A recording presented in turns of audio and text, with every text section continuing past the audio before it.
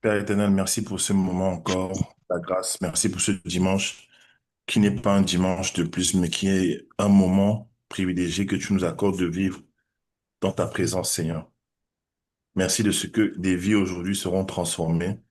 Merci de ce que des destinées seront accélérées. Merci de ce que des chaînes seront brisées. Merci de ce que des liens seront coupés.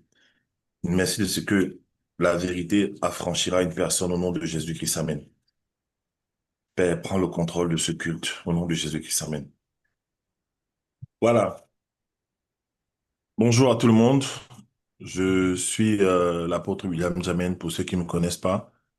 Euh, Mon épouse et moi, la prophétesse Joanna, nous avons reçu la vision et cette mission d'aider les gens à découvrir leur destinée et à connaître une accélération. Et notre message porte sur deux axes principaux, la grâce et la destinée. Donc nous sommes la maison de la destinée et de la grâce divine. Voilà. Depuis un certain temps, le Seigneur me donne des messages qui ont, pardon, qui sont directement connectés à la destinée. Et je vous ai dit que la veille des cultes, le Seigneur me donne souvent le message, ou même le matin du culte. Mais ce thème que je vais enseigner aujourd'hui, c'est un thème qui risque de prendre un peu plus d'une semaine, d'accord?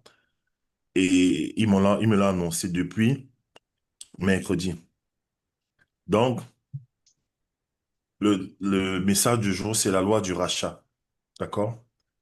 La loi du rachat, amen. Dis à ton voisin, euh, dis à ton voisin, ma saison de rachat est arrivée. Écris en commentaire. Ma saison de rachat est Ma arrivée. saison de, Voilà. Ma ma saison de saison de rachat est rachat est arrivée. Voilà. Et quand tu vas le dire, finie. ça va s'appliquer à ta vie. Écris Ma en saison de commentaire, rachat, ma saison de rachat est arrivée. Ma saison du ma rachat saison est de, arrivée. Voilà. ma saison de rachat est finie. Et donc, en fait, pour faire ce message, je vais lire un passage important ou des passages importants dans le livre de Ruth, ok? Dans le livre de Ruth, on va lire à partir du chapitre 1, verset 15. Naomi dit à Ruth, Saison de- voici, ta belle-sœur est retournée vers son peuple et vers ses dieux. Retourne comme ta belle-sœur.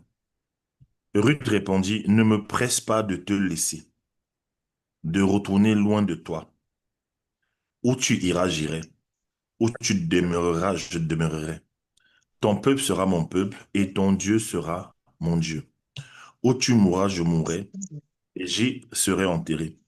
Que l'Éternel me traite dans toute sa rigueur, si autre chose que la mort vient à me séparer de toi. Naomi, la voyant décidée à aller avec elle, cessa ses instances. Elles firent ensemble le voyage jusqu'à leur arrivée à Bethléem. Je vais vous laisser lire tout le livre de Ruth. C'est un livre qui se lit franchement, une, deux, en fonction des Bibles, hein, une, deux, trois. Voilà, c'est trois pages. C'est un chapitre très court, mais extrêmement prophétique, extrêmement puissant, extrêmement transformateur, parce que c'est un enseignement qu'on peut, que j'utilise même dans le cadre du coaching. D'accord? C'est un enseignement de vie. Hmm. C'est très fort. D'accord? Je vais vous dire des vérités aujourd'hui qui vont vous choquer. Des vérités qui vont vous choquer. Un instant, j'essaye de connecter certaines personnes.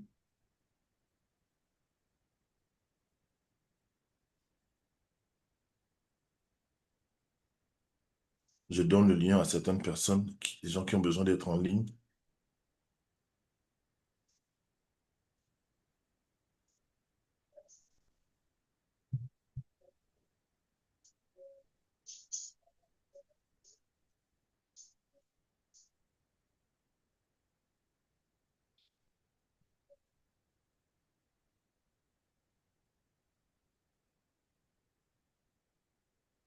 En fait, l'histoire que je vous ai lue aujourd'hui et que je vous recommande de lire pendant cette semaine et qui sera un message puissant pour vous, qui va s'appliquer à votre vie, c'est tout simplement, est-ce qu'on m'entend sur TikTok? C'est tout simplement l'histoire d'une dame, d'accord, qu'on appelle Ruth. La Bible dit que du temps des juges, il y eut une famine dans le pays. Un homme de Bethléem de Juda partit avec sa femme et ses deux fils. En fait, Ruth, euh, Naomi est mariée à Elimelech, c'est bien ça, d'accord? Son mari, c'est Elimelech. Et donc, en fait, il se déplace vers une région et elle va perdre son mari. Et elle a deux fils. C'est une maman, hein, Naomi. Naomi va perdre son mari et elle va rester veuve avec deux fils qui ont chacun épousé deux Moabites. D'accord? Orpa et Ruth. D'accord? À un moment donné, les deux fils, faites entrer les gens, pardon, ceux qui sont co-hôtes là, s'il vous plaît. Je vois des gens en attente dans le salon. Naomi a perdu ses deux fils et il lui reste ces deux fils-là ont laissé ses deux belles-sœurs, Orpa et Orpa et Ruth, d'accord? Alors, dans l'amertume de Naomi, elle décide de rentrer dans sa terre et elle décide de se débarrasser des deux. Une d'elles va insister pour rester avec elle, malgré qu'elle était déjà affaiblie, appauvrie, malheureuse, attristée et veuve.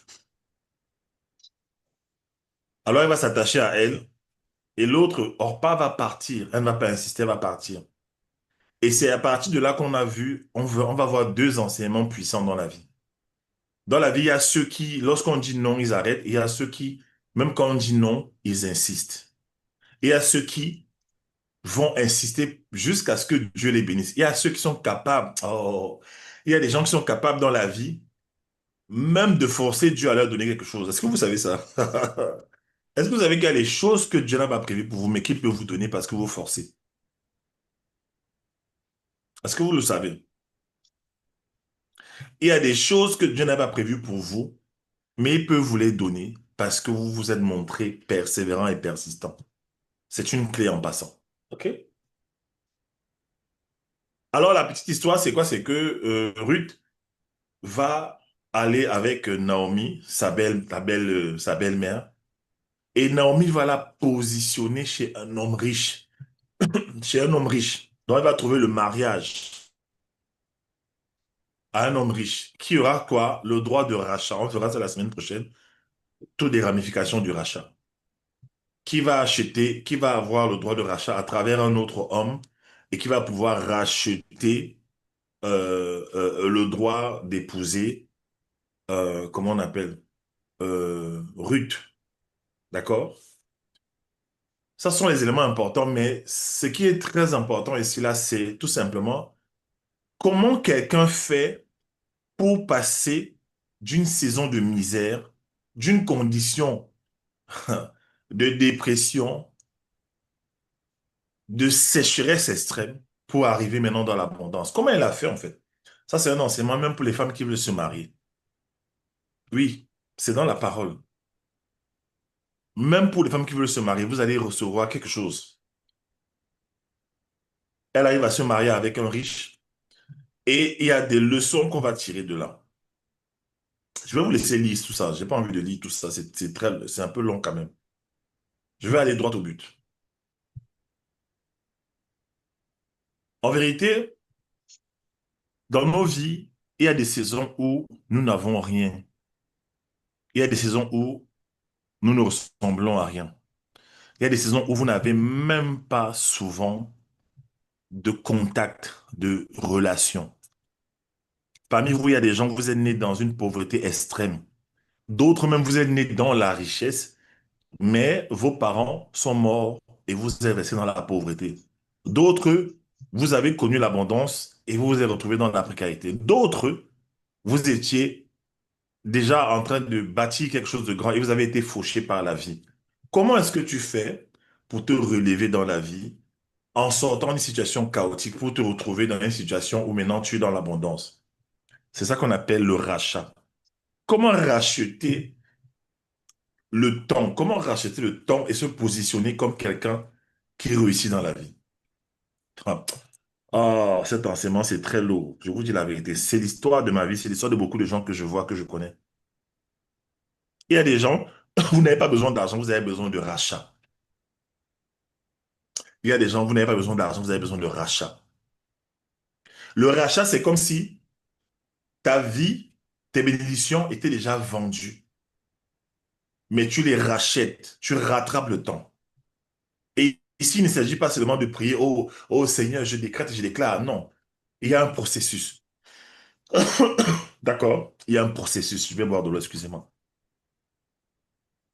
Quand j'ai un enseignement comme ça, j'ai pas envie d'être survolté. Donc, je dois faire attention pour organiser mes idées.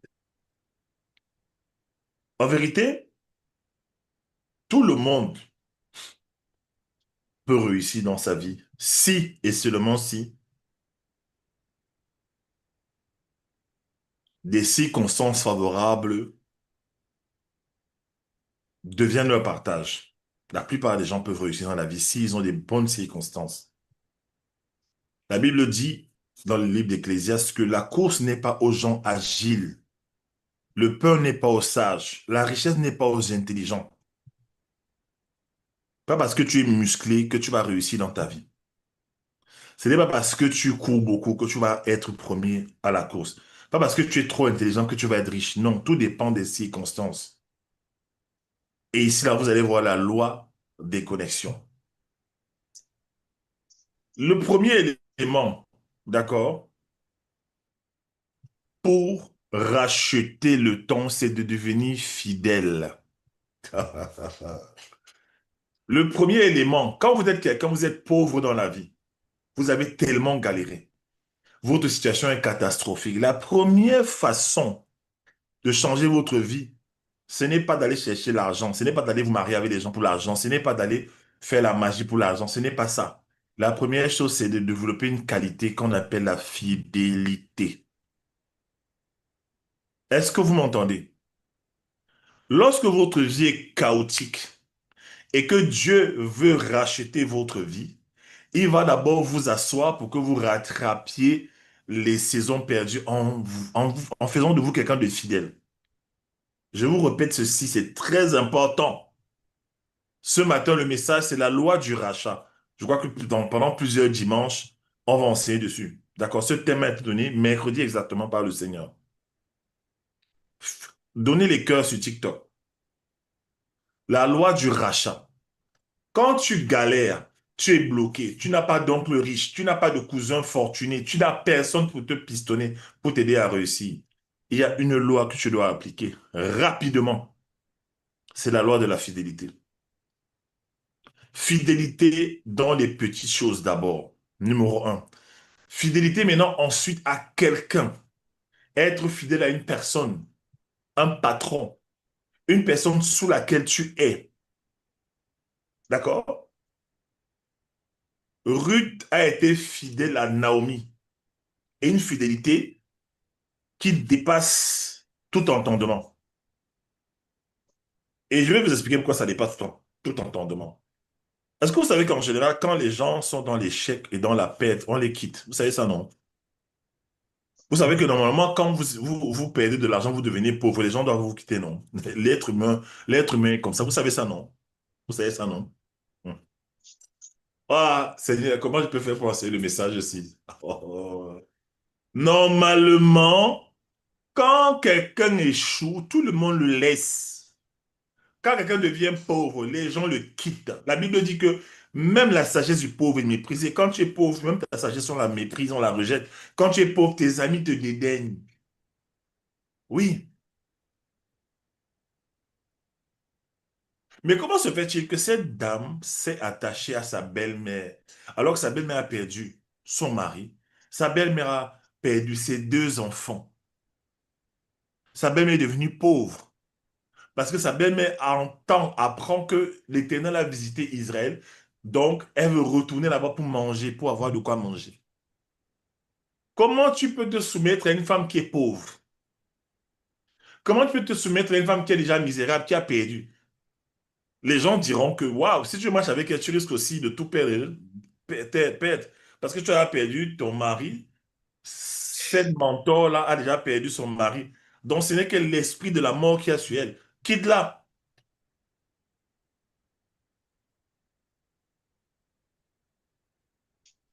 d'accord? Comment se fait-il que cette fille a eu la présence d'esprit qu'elle devait suivre sa belle-mère jusqu'à la mort? Cette génération n'est pas prête pour ce message. Cette génération n'est pas prête. Cette génération qui est attachée au visuel, au branding, n'est pas prête pour ça. Cette génération quitte les mentors lorsqu'ils n'ont pas d'argent. Cette génération abandonne les gens alors qu'ils passent par des difficultés. Cette génération veut des pères spirituels seulement qui ont des jets privés. Cette génération veut les pères spirituels qui sont américains, qui sont d'autres cultures. Cette génération ne veut pas des mentors qui n'ont pas les milliards. Oui, cette génération est attachée à l'argent, la richesse. Or, Dieu n'est pas dans ça. Dieu peut racheter ta vie en passant par une personne qui va te donner une parole, une personne qui n'a rien, mais qui va te connecter à un grand. Lorsque Ruth décide de suivre sa belle-mère, qui a perdu son mari, son argent, qui est devenue amère, puisqu'elle dit appelez-moi Mara.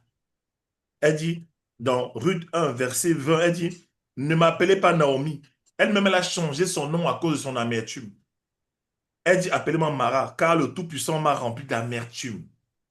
Mara, ça veut dire les eaux amères. Comment tu suis une femme qui dit d'elle-même, qui a une cassure identitaire? Comment tu peux suivre une personne qui a une cassure identitaire? Comment tu peux suivre une personne qui est devenue aigrie au point où elle est négative, où elle modifie elle-même sa propre prophétie? C'est là donc que la sagesse de Dieu, c'est pour ça qu'on dit que les femmes doivent être sages. En fait, je soupçonne que dans le cœur de, de Ruth, il y avait de la pureté. D'accord? Je soupçonne que dans le cœur de Ruth, il y avait de la pureté. Je répète, je soupçonne que dans le cœur de Ruth, il y avait de la pureté. Je m'explique. Les gens purs rencontrent Dieu. Les gens purs arrivent à déceler les opportunités. Les gens qui ont le cœur pur, qui ne marchent pas par intérêt, qui ne marchent pas par je vais m'en sortir avec elle, qui ne marchent pas par les pistons, finissent par découvrir des opportunités qui étaient cachées. Quand tu as un cœur pur, oui, le cœur pur, c'est la voix divine en toi. Tu peux avoir un cœur pur et ne pas discerner les opportunités. Parce que de l'autre côté, Naomi est attachée à un riche qu'on appelle Boaz. Donc, en allant servir Ruth, en suivant Naomi, pardon, en marchant avec Naomi, Ruth ne savait pas que Naomi était connectée à un riche. Elle ne savait pas du tout. Et elle a été fidèle à sa mère spirituelle, à sa mentor. Hein? Elle a été fidèle. Elle a été fidèle, j'insiste dessus. Il n'y aura pas d'élévation dans ta vie si Dieu ne voit pas la fidélité dans ta vie, en fait. Oui. Je ne vous parle pas d'une histoire d'aller à l'église chanter, non, non. La fidélité. Tu commences un travail, est-ce que tu vas jusqu'au bout? Dieu t'envoie vers une personne, travaille avec la personne. Est-ce que tu as achevé l'œuvre que tu es venu faire dans la vie de la personne? Est-ce que tu quittes un mentor, une mère spirituelle, un père spirituel, parce qu'il passe par des saisons difficiles?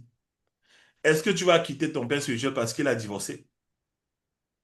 Est-ce que tu vas le servir le jour où on va lui arracher son église, il n'y aura plus, presque plus de membres? Est-ce que tu vas rester là? Il y a des gens, dès qu'ils entendent que leur père spirituel passe par des mauvais moments, ils abandonnent en fait. Et ils partent chercher quelqu'un de plus consistant. J'ai vu ça. Des gens qui voyagent dans des pays. On me racontait une fois l'histoire d'un homme qui est venu chercher la bénédiction chez un pasteur au Cameroun. Il est venu des États-Unis avec beaucoup d'argent pour honorer ce pasteur. Et pendant que ce pasteur priait pour lui, il a dit, je ne peux pas prendre cette offrande en fait, parce que c'est pas à moi que tu dois la donner. Il y a un monsieur aux États-Unis, tu dois te soumettre à lui. Tu dois te soumettre à lui. En fait, ce monsieur-là, c'est ton ami. Vous marchiez ensemble, vous avez fait la vie ensemble, mais Dieu l'a élevé, il est devenu pasteur, il est devenu, Dieu l'a positionné comme ton père spirituel désormais. Et tu as, à cause de ton orgueil, tu ne veux pas te soumettre à lui. Maintenant, tu le laisses aux États-Unis, tu viens en Afrique pour m'honorer. Mais ce n'est pas moi que tu dois honorer, c'est cet homme que tu dois honorer. Donc, retourne aux États-Unis, va te soumettre à cet homme. La fidélité. D'accord? Le récit maintenant nous donne la deuxième astuce pour acheter le temps, pour acheter les choses. C'est l'obéissance aux instructions. Est-ce que vous avez remarqué que Ruth faisait tout ce que Naomi lui disait?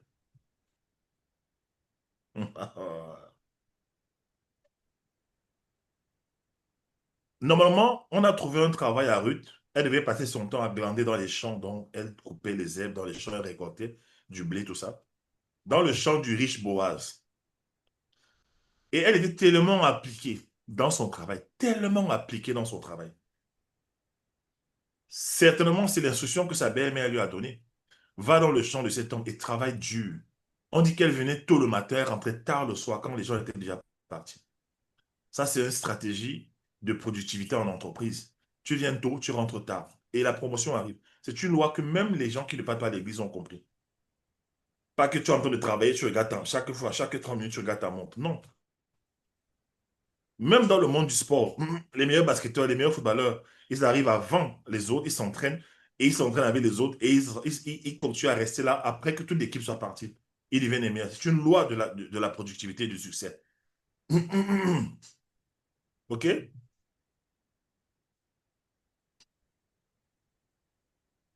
Ruth obéissait aux instructions de Naomi. Moi, je connais des gens qui disent que j'ai pas besoin, moi, je suis soumis à Dieu. Vous les connaissez? Ah, moi, je ne respecte pas les gens, hein.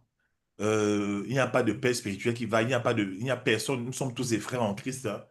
Moi, je me soumets seulement à Dieu. D'accord? Ah, moi, franchement, je m'en fous, hein. En entreprise, mon boss ne me dépasse pas, hein. Pas parce qu'il est le directeur, hein. Moi, je fais ce que je veux, je suis talentueux. Il n'y a que Dieu qui est mon autorité.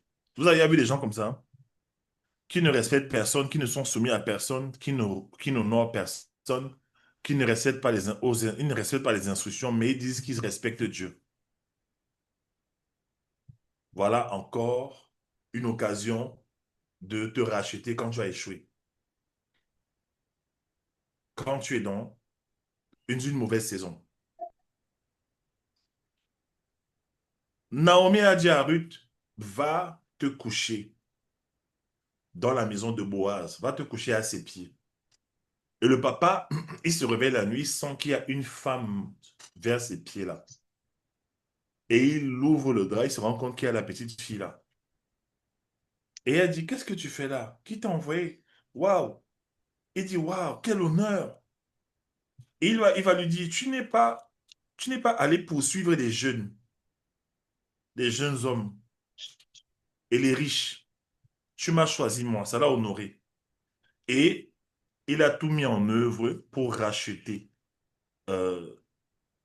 Naomi, on va dire. C'était pas une esclave. Il y avait ce qu'on appelle en Israël le droit de rachat. D'accord? Ruth, je veux dire. Parfois, je m'embrouille un peu avec les deux noms là. Il a racheté Ruth, d'accord? Et parce elle a respecté les instructions de sa belle-mère. Elle a respecté les instructions de son mentor. Et elle s'est retrouvée en train d'épouser un riche. Et elle n'était pas venue pour épouser ce riche. Elle n'était pas là pour l'argent. Elle était là parce qu'elle respectait les instructions. J'ai remarqué souvent, dans le domaine du mariage, et même ici dans notre église en ligne, que il y a des témoignages qu'on a, hein. Je ne dirais pas ça ici, voilà. La personne a voulu rester un peu discrète sur son mariage. On a une sœur ici qui nous suit depuis des années et qui nous a servi avec fidélité et qui s'est mariée. Elle a changé de pays, elle est carrément allée en Amérique du Nord. Sa situation même financière a changé, hein. Sa situation financière, tout a changé dans sa vie. Tout, tout, tout, tout. Pourquoi? Parce que pendant qu'elle nous servait, toutes les instructions qu'on lui donnait, elle respectait. Elle faisait le culte en ligne. Elle modérait parfois. Elle devait garer sa voiture, d'accord, sur l'autoroute dans un accotement pour diriger le culte, pour modérer le culte. Malgré qu'elle avait plusieurs shifts en entreprise à l'hôpital où elle travaillait, elle était fidèle dans tout ce qu'on lui demandait de faire. Lorsqu'il fallait animer, elle animait. Lorsqu'il fallait enseigner, elle enseignait. Jusqu'à ce que Dieu la connecte à son mari, qui est aussi un de nos mentorés, un de nos élèves qui réussit très bien sa vie en Amérique du Nord. Je ne dirais pas le pays. Ils se sont trouvés. Je n'étais même pas au courant qu'ils se sont rencontrés. Parce qu'elle a fait quoi? Elle a respecté les instructions. C'est très important ce que je dis. Avant d'entrer dans ta bénédiction, le Seigneur va toujours te faire t'asseoir au pied de quelqu'un à qui tu dois obéir. Et je sais, ça blesse ses égos, ça touche. Oui, ça touche. Parce que parfois aussi, vous vous attendez à ce que les gens sur qui Dieu vous met soient des gens qui sont doux. Dieu, avant de racheter ta saison, racheter ta destinée, pour t'amener dans une autre dimension, il te mettra sous une personne dont tu devras respecter les instructions. C'est pour ça que les gens qui sont déloyaux là, vous n'allez aller nulle part dans la vie. Les gens déloyaux. Dieu te connecte à un mentor, à un père spirituel, tu t'amuses, tu manques de respect, tu deviens hautain, tu penses que tu as réussi. À un moment donné, tu vas te rendre compte que tu te mets à te battre, tu te mets à te battre. Parce que toi, tu considères que tu honores Dieu, mais tu n'honores pas les gens que Dieu a envoyés. Tu vas beaucoup te battre dans la vie et tu auras les petits fruits, les petits fruits. Ruth a respecté aux moindres instructions de sa mère spirituelle. Troisième élément, d'accord? Elle a demandé. Parce que dans cette saison-là, elle priait. Elle a demandé à Dieu de faire quelque chose. Troisième élément pour racheter ta saison de souffrance, de galère, quand tu souffres trop, demande à Dieu, Seigneur, sors-moi de ma situation. Crie à Dieu, parle à Dieu. Il y a des gens, au lieu de demander à Dieu de vous sortir d'une situation de galère, vous vous fâchez contre Dieu.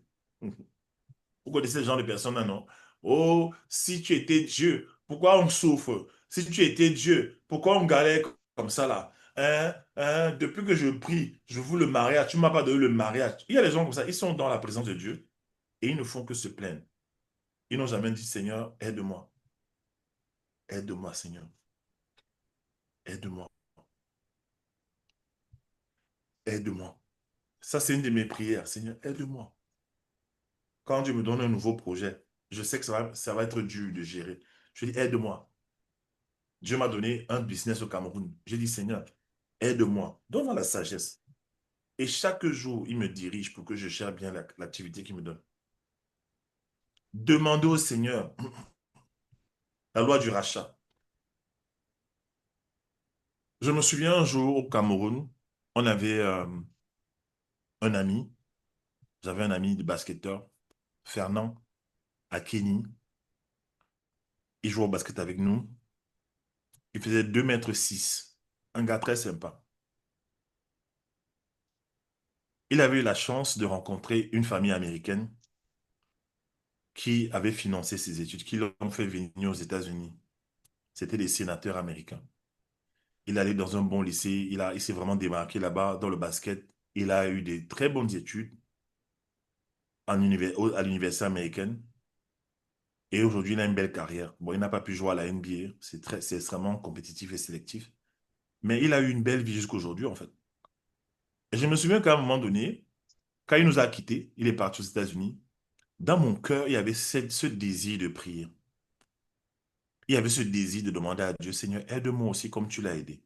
Ce n'était pas de la convoitise, mais je me sentais poussé de faire cette prière. J'étais dans une saison de ma vie où on n'allait pas m'aider pour mes rêves. J'ai grandi dans un contexte où ce que je disais, on ne considérait pas. Et on considérait que j'allais échouer ma vie, je ne serais rien dans la vie. Mais j'avais cette prière tout le temps, Seigneur, aide-moi. Je me souviens de ces après-midi où j'avais dans ma Bible des notes que je faisais. Je disais, Seigneur, fais-moi réussir ma vie. Fais de moi un grand avocat. Je veux devenir un grand avocat. Je veux voyager dans le monde entier.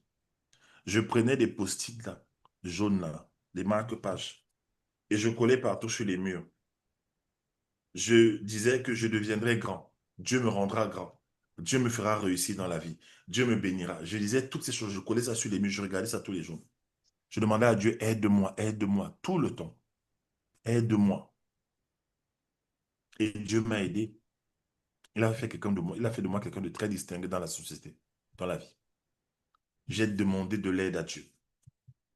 Vous savez, quand c'est difficile, ne rentrez pas dans les plaintes. Ça, c'est l'âme de l'homme et c'est l'ego. C'est l'orgueil qui fait ça. Dieu n'est pas responsable de ce qui t'arrive, en fait. Il y a des gens, ils sont très rapides pour accuser Dieu. Oh Seigneur, hein, voilà les autres qui se marient et moi, tu me laisses. Je prie depuis. Non, c'est pas parce que tu pries depuis que Dieu va tout te donner, en fait. Je connais une femme en France qui était fâchée contre Dieu parce que son père était mort. Et comme si ça ne suffisait pas, on lui avait donné, je crois, une lettre là, au QTF, l'autorisation de quitter la France, en fait, parce qu'elle n'avait pas de papier. Donc, en fait, elle accusait Dieu. Elle disait que oui, si c'est Dieu, pourquoi mon père est mort, pourquoi on me donne ce papier, pourquoi on m'exclut, j'ai pas pu m'inscrire, tout ça. En fait, une bombe de négativité. Et le jour où je l'ai au téléphone, c'est une saison de ma vie où je passe par des difficultés extrêmes. Je vis dans un studio avec ma femme et ma fille en 2000, c'était en 2000, les années 2010-2011. On galérait. Alors que je galérais, j'ai pris le temps de lui démontrer que Dieu n'est pas responsable de tes problèmes. Il y a des gens, vos vies ne changent pas parce que vous accusez Dieu de vos problèmes. Vous le rendez responsable de vos problèmes. Ah Seigneur, pourquoi je galère alors que tu es là? Je te prie, je vais te prier jusqu'à quand? Je vais te prier jusqu'à quand? Je vais te prier jusqu'à quand? Non, ce n'est pas la bonne attitude en fait. Si tu es dans cette situation-là, il faut que tu demandes pardon à Dieu. Il faut demander pardon à Dieu. Le Seigneur n'est pas là pour tuer les gens. Chaque fois que tu expérimentes la douleur, la galère, c'est parce qu'il y a une loi que tu n'as pas respectée ou une loi que tu ignores, une loi que tu as V-I-O-L-E-R, E accent aigu, violée. C'est souvent ça. Alors il faut demander à Dieu, Seigneur, pourquoi je suis dans cette situation, Seigneur? Montre-moi ce qu'il faut faire. Aide-moi à sortir de là. C'est la plus grande prière que vous puissiez faire à Dieu. Seigneur, aide-moi. Aide-moi. Aide-moi dans mes études, Seigneur. Moi, quand je me suis marié, les 3 premières années de mariage, c'était des zones de turbulence avec mon épouse. On ne se comprenait pas, chacun avait ses blessures, chacun venait de son environnement. Moi, je venais avec la mentalité de la maison de mon père, qui était très directionnelle, très, voilà, hein, dans l'autorité. Ma femme vient d'un environnement où c'est plutôt soft, Voilà, c'est quelqu'un aussi de très soft. Il fallait que je dose un peu. Et je comprenais pas. J'ai dit un jour à Dieu, euh, Seigneur, aide-moi. Je me souviens de ce jour-là. J'étais à genoux devant mon canapé. J'ai dit, Seigneur, aide-moi. Aide-moi à être un bon mari. Je me souviens très bien. Aide-moi à être un bon père en même temps. J'étais tout le temps en train d'aller faire des photos dehors. Je ne passais pas du temps avec ma fille. Et ma femme me faisait le reproche que non, c'est vrai, tu as les talents, mais passe du temps avec ta fille tout le temps, tout le temps. Tu es toujours en train de travailler. Elle me l'a dit. Et j'étais dépassé. Je ne savais pas comment être un bon père, un bon mari. Je ne savais pas du tout. Et je me souviens que je me suis mis à genoux ce jour-là. J'ai dit, Seigneur, aide-moi. Aide-moi à être un bon mari et à être un bon père. Je vous assure, Dieu m'a donné. Et pendant que je priais, j'ai eu une vision de quelque chose que je ne peux pas partager ici là, parce que ce sont mes codes secrets. Dieu me montrait qu'il approuvait ma prière au plus haut point. Oui, il y a des choses qui vous dépassent dans la vie. Demandez à Dieu la grâce de les faire. Demandez à Dieu. Tu as créé une entreprise, ça te dépasse, tu n'avais pas à vendre, tu n'avais pas à t'en sortir. Au lieu d'aller chercher d'abord les formations, demande d'abord à Dieu la grâce, la sagesse pour gérer ça. Seigneur, donne-moi la sagesse. Maintenant, tu pries et maintenant tu vas te former. Mais demandez à Dieu la grâce de faire des choses. Est-ce que vous comprenez? Quand Dieu a donné le trône d'Israël à Salomon, il s'est retrouvé écrasé par cette lourde responsabilité. Et là, Dieu est Dieu. Ce peuple que tu m'as donné est nombreux. Je ne sais pas comment le gérer. Et Dieu lui a accordé ce qu'il a demandé. Il a dit à Dieu, je veux la sagesse.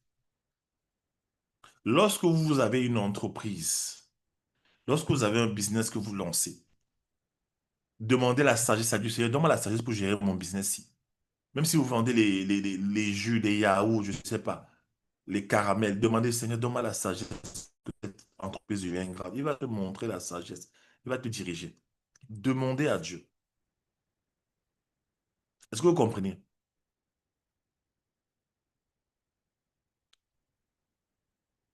Voilà donc comment on rachète sa vie, ses saisons, quand on est dans une situation chaotique. Pour ceux qui ne sont pas là, sachez que j'ai dit que lorsque vous passez par des saisons extrêmement difficiles et que vous semblez être maudit, bloqué, pauvre, tout ça, il y a trois éléments que vous devez mettre en place. Premier élément, d'accord, c'est la fidélité. Mais fidélité à qui? À quelqu'un. Moi, j'ai une assistante, elle travaille avec moi à l'académie. Elle passait par des saisons difficiles dans sa vie. Elle n'était pas, c'est une fille qui, elle est dans une famille où on ne la considère pas beaucoup. On ne la considère pas. Pas du tout. On ne la considérait pas. Ses frères étaient plus appréciés qu'elle. Elle a fait de bonnes études, hein. Mais elle est toujours un peu la petite brebis galeuse de la famille qu'on ne considère pas, qu'on méprise tout le temps. On la méprisait. Elle est même passée par des saisons difficiles. Ses fiançailles ont été annulées. Ça l'a plongé davantage dans la tristesse. Et un jour, le Seigneur lui a dit, travaille, parce qu'elle a fait ma formation des talents, travaille avec William. Et en quoi consistait son travail auprès de moi? Il fallait juste que elle fasse mes commissions. Donc, même étant en France, je lui faisais faire des commissions. Je l'envoyais déposer telle chose ici, telle chose là-bas. Je l'envoyais m'acheter telle chose là-bas, telle chose là. Et quand je suis arrivé au Cameroun, c'était pareil. Et un jour, elle m'appelle, pendant qu'on causait, elle me dit, Coach William, tu sais, une femme m'a appelé et m'a parlé de toi. Et cette femme m'a dit, tu vois, le coach William, tu travailles avec un homme là. Dieu me demande de te dire d'être fidèle à cet homme. Écoutez bien ce que je vous dis. C'est elle qui est venue me dire, hein. Une dame l'a appelé pour lui dire qu'il y a un homme là. Hein? Tu marches avec un homme là. Il est un leader dans ta vie. Reste attaché à lui. Ne le quitte pas, reste attaché à lui. Fais ce qu'il te demande. Elle a raccroché. Donc elle m'a dit ça. Et quand elle me l'a dit, je ne comprenais pas non plus. C'était il y a peut-être 3 4 ans, je ne sais pas. Et alors, chaque fois qu'on avait des conférences, il fallait quelqu'un pour vendre mes livres, nos livres, mon épouse et moi. Et c'est à elle que j'ai confié la tâche. Et à chaque conférence, elle venait. Partout, il y avait l'événement où j'étais là. Elle venait vendre mes livres. Avec fidélité, avec honneur, avec respect. Alors, plus tard, quand on a lancé les activités dans notre académie, elle fait partie des gens que j'ai recrutés pour travailler avec moi. Au début, on n'avait pas encore commencé. Je lui ai dit, on va commencer bientôt. Ça retardait. Et aujourd'hui, elle est avec moi. Elle gère la plupart des activités sur l'académie avec moi. D'accord? Ses revenus ont augmenté parce que, en même temps, dans l'académie, il y a beaucoup de talents qu'elle a découverts. Je suis en train de la coacher pour qu'elle écrive son livre. Son livre sera prêt en septembre. Elle gagne de l'argent dans le domaine de la relecture. Alors qu'avant, elle n'avait pas d'argent. Non seulement elle a le salaire que je lui paye, et j'ai ouvert mon réseau pour qu'elle puisse maintenant relire les livres de beaucoup d'autres auteurs. Elle a gagné de l'argent derrière. Elle était tellement contente. Elle me dit, Coach Ulam, c'est tellement significatif ce que je vis. Elle me dit que je suis rentré à la maison et j'ai enlevé une partie de l'argent que tu m'as donné. J'ai donné à ma mère. Ma mère était tellement contente. Pourtant, sa mère la critiquait tout le temps. Sa mère la critiquait. Le respect est revenu, en fait. Pourquoi? Parce qu'elle a un boulot et surtout, elle fait un boulot qu'elle aime. Elle est dans un environnement où elle est passionnée. Ses talents sont mis en avant. Si elle n'avait pas été fidèle à moi, elle ne serait pas en train de travailler aujourd'hui dans mon organisation. Ça a commencé par les petites choses, par les livres qu'elle devait vendre à chaque conférence où on allait. Parce qu'elle devait vendre des livres, faire l'inventaire, me donner l'argent des ventes, parfois tirer ma valise, parfois la ramener chez moi. Elle devait tout faire ça. Ça aurait pu l'agacer. Mais elle a fait comme Ruth auprès de Naomi. Elle a obéi aux instructions.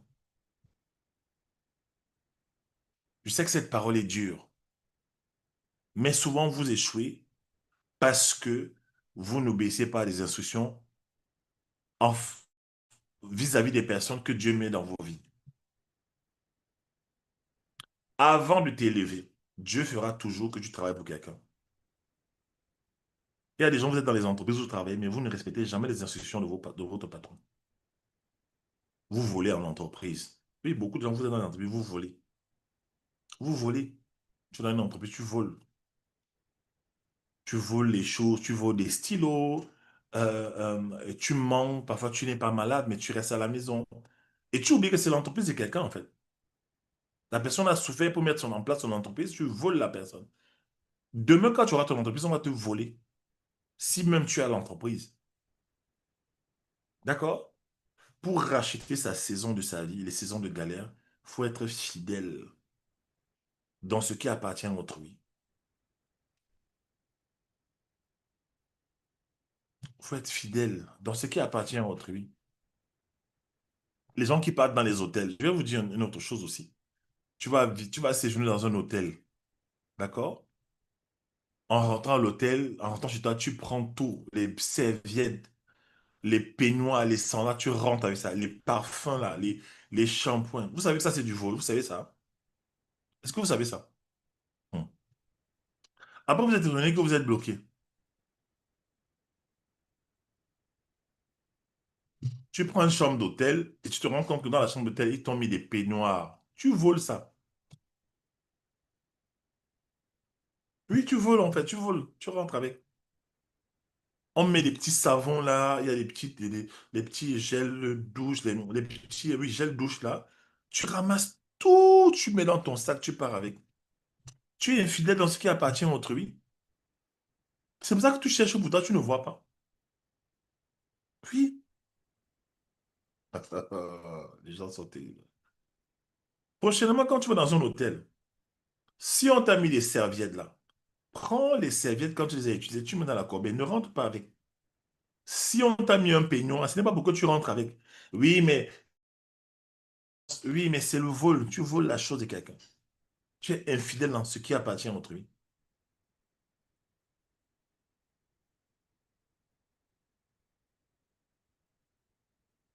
Là, ce que je vous enseigne là, c'est la sagesse, hein.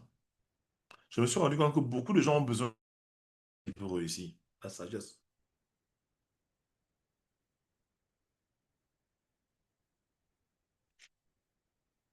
Beaucoup de gens ont besoin de sagesse. Tu travailles chez un patron tout le temps. Tu es en train de rentrer avec des, je sais pas, tu travailles chez ton patron dans une entreprise où on fait du lait. Tout le temps, c'est toi qui détournes les packs de lait. Tout le temps, c'est toi qui détournes. Mais tu vas rester dans la pauvreté. Tu travailles chez un patron, tu es ménagère. Les fourchettes disparaissent.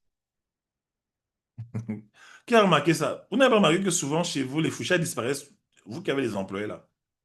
Il y a toujours certains verres là. Tu veux boire de l'eau, tu as des invités, et tu te rends compte, le nombre de tes verres a drastiquement diminué. Tu demandes que non, ça s'est cassé.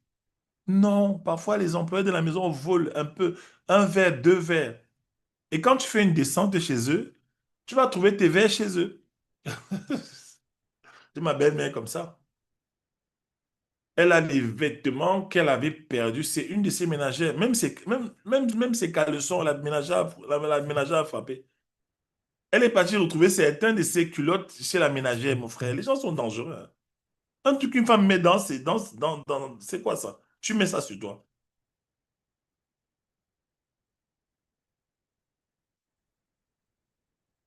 Wanda.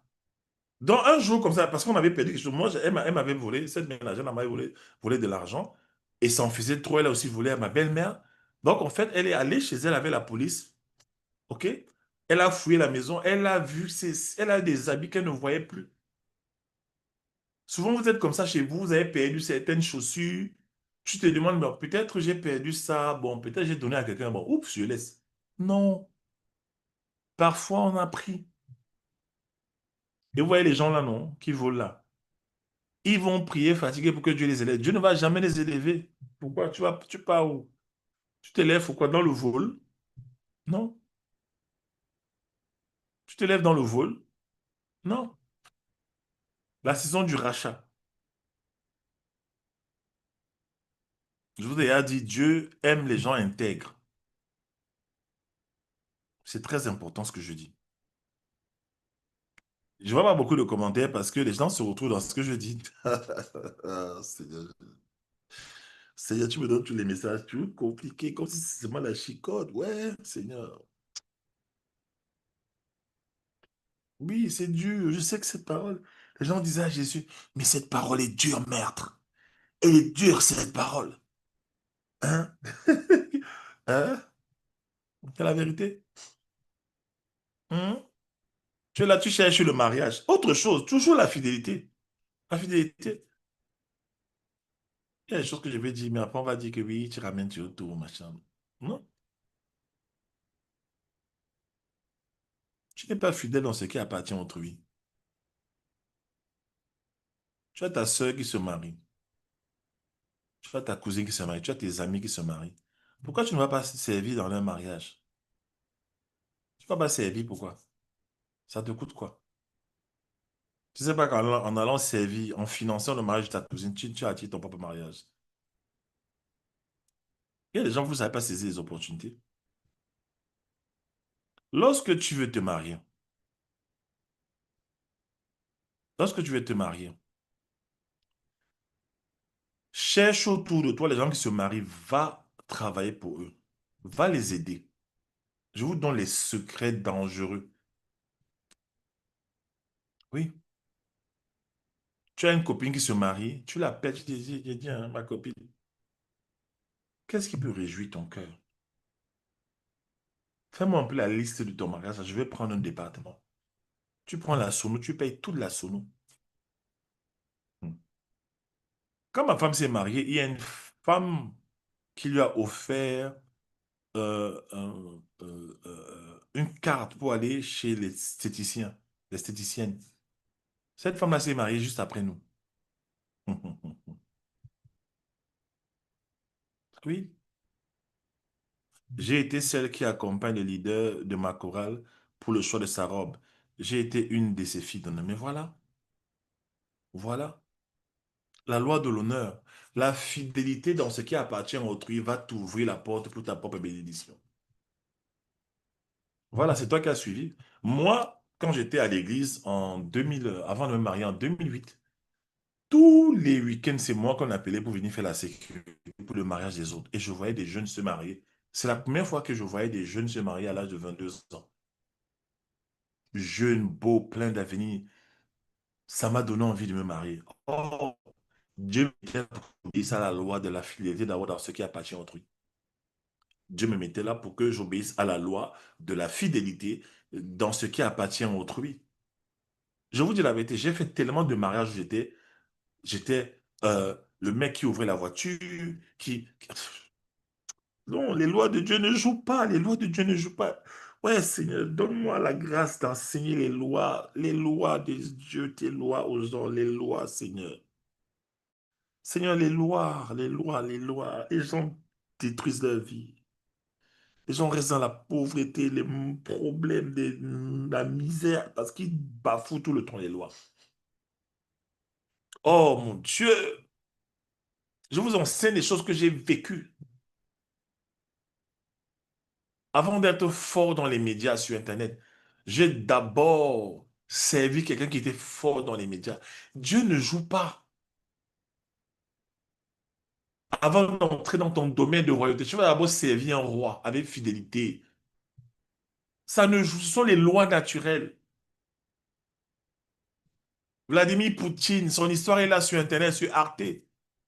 Allez voir son documentaire sur YouTube. Il a servi tous ses présidents. C'est pour ça que c'est l'homme le plus grand au monde. Il connaît tous les secrets. Qui mieux que lui devait être à sa position? Il a servi sur tous les leaders qui l'ont précédé. Je me suis marié hier. La petite sœur de ma femme était au four et au moulin avec joie. Elle bossait, mais voilà, comme une dingue. Et là, quand tu la vois bosser, tu peux parler sur sa vie, tu dis que bon, c'est toi la prochaine. Pour sortir de ta saison de galère, Dieu va toujours créer des circonstances pour que tu ailles servir quelqu'un d'autre, pour sortir de là. Parce que souvent, ta galère est l'indicateur que tu ne sers personne. Voilà, tu lui as dit, donc tu l'as béni. Oh Seigneur. Moi, quand une personne, personnellement, quand une personne me sert bien, je regarde la personne, j'ai envie de dire à la personne, tu veux même quoi dans ta vie? Et j'essaie de te donner une chose qui dépasse l'argent. Je parle sur ta vie. Et quand je parle sur quelqu'un, ça arrive. Moi, j'en rate pas. C'est ma grâce avec Dieu. Quand je dis quelque chose, une parole sur quelqu'un, ça va arriver. Ça va arriver. Ça va tellement arriver que souvent, quand je veux parler, Dieu me dit non, pas avec la personne là. Ça marche tellement que parfois, j'ai dit des choses sur les mauvaises personnes. Mais ils ont quand même réussi parce que quand tu dis bah, Dieu bénit seulement, ce sont les lois. Oui. Il y a des gens, si vous bénissent, vous allez être riche. Il y a des gens, si vous bénissent, vous allez être bénis, même si vous êtes mauvais. Ce sont les lois, ce sont les principes. Surtout quand une personne te bénit après avoir eu la joie dans le cœur. Et vous êtes là, parfois vous ne connaissez pas les secrets. Est-ce que vous connaissez le secret suivant? Si tu veux avancer dans la vie, fais du bien à un homme. Merci, Moni. Fais du bien à un être humain. Le pire, c'est que même son ami qui était avec elle a bossé à ses côtés. Voilà, c'est ça. Regardez, le cœur de l'homme se réjouit en face de la bienveillance et de la gentillesse ou du service. Lorsque tu fais du bien à un homme, il va réagir avec ce qu'on appelle l'électromagnétisme. C'est la combinaison des pensées. Les pensées créent ce qu'on appelle un champ électrique qu'on peut mesurer hein, avec des appareils. Les émotions créent un champ magnétique. Donc, lorsqu'il y a le mélange de l'électricité et du magnétisme, ça fait un champ électromagnétique. C'est ça qui crée des grosses vibrations. Donc, lorsqu'une personne est contente de toi, heureuse de toi, lorsque l'âme d'une personne est joyeuse et qu'elle parle sur ta vie, il y a un miracle qui va suivre. Fréquence vibratoire, oui. Et Le miracle va suivre aussi en fonction de la qualité de la personne dans le règne de l'esprit. Dans le règne de l'esprit. C'est pourquoi, quand Ruth a respecté Naomi, ses instructions, Naomi n'a pas regardé. Ruth a respecté Naomi. Ruth n'a pas regardé que sa belle-mère était devenue pauvre, veuve, amère, comme elle a dit elle-même. Elle a regardé en la reine que Naomi était, en la leader qu'elle était vis-à-vis de Dieu. Et c'est cette dimension-là qu'elle a décidé de l'honorer. C'est pour ça qu'elle a dit, là où tu iras, regardez ce qu'elle a dit. Elle a dit, ne me presse pas de te quitter. Mhm. Elle a dit, ne me presse pas. Tu veux y aller voler ma bénédiction. Oh Seigneur Jésus-Christ, ne me presse pas de te quitter. Il y a des gens comme ça, tu veux leur faire des cadeaux, ils refusent. Ne, n'accepte pas. N'accepte pas. Tu veux faire des cadeaux à une personne, elle refuse. Tu dis que tu vas seulement prendre mon argent. Parce que si je te donne mon argent, je sais que je suis béni. Je sais qui tu es pour moi. Je sais ce que tu as fait pour moi. Ne me refuse pas un bienfait. C'est pour ça qu'il y a des gens, parfois, un pauvre va venir te donner de l'argent. Ne méprise pas ça. Tu méprises ça, Dieu va te dire, tu n'es pas bien. Est-ce que vous savez qu'il y a des gens pauvres que Dieu envoie en vous, à qui Dieu demande de donner de l'argent à des hommes grands? Parfois, Dieu te dit, va donner 10 000 à ce grand-là, achète-lui la boisson. Aka, moi je vous donne les secrets, si là vous ne comprenez pas. Seigneur Jésus-Christ. Seigneur. Parfois, tu es pauvre et Dieu t'envoie donner même un jus d'orange à un riche. C'est Dieu qui veut te connecter. Tu ne comprends pas quoi? Ouais.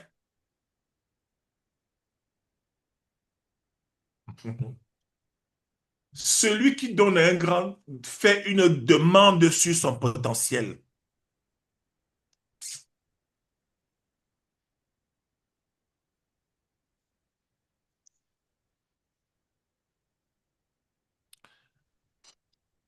Ça, c'est un principe que Miles Moreau m'a enseigné. Il dit que quand tu fais un présent à un grand, tu mets une pression sur son potentiel pour que ce qu'il y a sur lui vienne dans toi. Vous savez comment les gens étaient exonérés d'impôts à l'époque, au Moyen Âge? Il y a des journées où le roi décidait de faire des bains de foule. Alors le roi décidait de venir visiter un peu la foule, son territoire, n'est-ce pas? Et marcher au milieu de la foule. Et celui qui criait le plus, ô roi, vis éternellement, de gloire en gloire, que Dieu soit avec toi, il criait, chacun criait. On faisait la talakou du roi, on faisait la talakou. Le roi choisissait dans la foule là, ok, celui-ci, il ne paye pas des impôts. D'accord, ok, papa, donnez-lui des terres. Parfois, juste parce que tu as bien parlé de lui. Il y a des gens vers qui Dieu va t'envoyer pour que tu leur fasses du bien. Et pendant que tu leur feras du bien, ils vont se demander, pourquoi tu vis là où tu vis encore?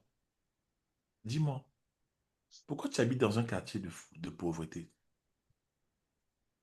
Il y a des gens, Dieu vous a envoyé travailler chez eux, mais vous avez la mentalité du mercenaire. Oh, je vais enregistrer le truc, si je vais mettre ça en MP3 pour écouter encore. Dieu parfois vous envoie dans les grandes entreprises en France. Il vous envoie travailler dans une entreprise. Mais vous partez là-bas avec la mentalité du mercenaire, c'est-à-dire la mentalité du vol, la mentalité égoïste. Sois béni aujourd'hui, BL. Que Dieu te bénisse, que Dieu augmente tes finances, ta santé, ta grâce, tout, au nom de Jésus-Christ. Dieu t'amène chez un grand, chez un leader, pour que tu travailles chez le leader. En fait, en aidant le leader, Dieu te connecte à sa grâce. OK? Je vais obéir au Seigneur. Je déclare au nom de Jésus-Christ que alors que tu vas aider, tu vas servir un grand, Dieu te fera entrer dans une nouvelle dimension de ta vie au nom de Jésus-Christ. Amen. Selon ce que je ressens maintenant, alors que tu vas servir, semer dans la vie d'un grand, accompagner un grand, acheter un verre d'eau à un grand, déposer une bouteille sur la table d'un grand, Dieu te fera rentrer dans une autre dimension. Amen. Il y a des gens vers qui Dieu m'a dit, envoie-lui telle somme d'argent, achète-lui ceci, offre-lui un cadeau.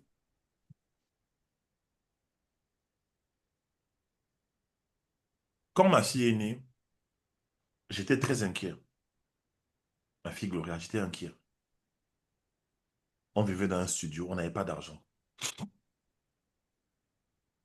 Alors, il y avait le pasteur Christian Sabokoulou en France, à ICC. Sa femme venait d'accoucher d'une fille.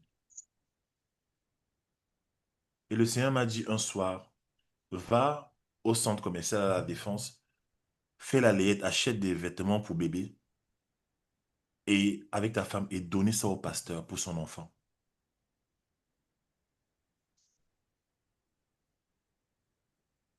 Amen, destinée. Je suis parti au centre commercial. Hmm. J'avais dit à ma femme qu'on doit acheter les vêtements, comme le Seigneur m'avait dit. Je vous dis la vérité, j'arrive au centre commercial, on rencontre des gens, on discute et on oublie. Je ne sais pas, quelque chose est venu dans ma tête, j'ai oublié que je devais le faire et que Dieu m'avait donné l'instruction. Je rentre et pendant qu'on est en train de rentrer, ma femme me dit, attention, tu as oublié. N'est-ce pas, tu avais dit que Dieu t'a dit d'acheter les vêtements pour l'enfant du pasteur. J'ai dit, oh mon Dieu, j'ai failli oublier. Et heureusement que je n'ai pas fini mon argent. On est entré dans un magasin qu'on appelle de... Il y a un magasin là, où des de petits enfants là. Ça a un nom là. De petits en quoi là. C'est un magasin où il y a les vêtements des nouveau-nés. C'est à Paris, là, c'est à la Défense. C'est un magasin célèbre en France. De- ils vendent les habits des enfants, des bébés, des jeunes, des adolescents. Voilà. On est rentré là-bas, on a pris la tenue de l'enfant, on a pris des petites tenues, des petites chaussettes, des petits bonnets pour le bébé. On a fait un bon paquet. C'est petit bateau, je crois. On a fait un bon petit paquet. Oh, oh, oh. On est rentré à la maison.